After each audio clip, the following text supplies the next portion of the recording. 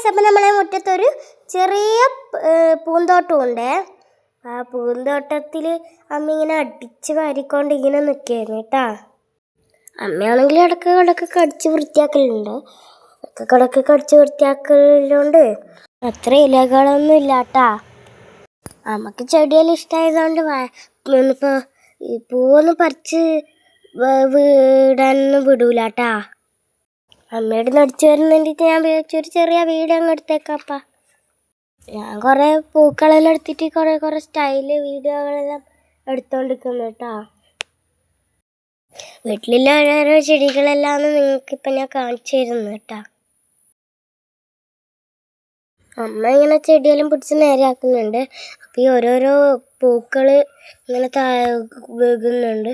അതെല്ലാം നിങ്ങൾക്ക് ഞാൻ പിന്നെ കാണിച്ചു തരാം കേട്ടാ. ഇതിനെ നമ്മുടെ നാട്ടിലെല്ലാം പൂച്ചവാലെന്ന് പറയല്. നിങ്ങളെ നാട്ടിലെല്ലാം എന്നാ പറയല്?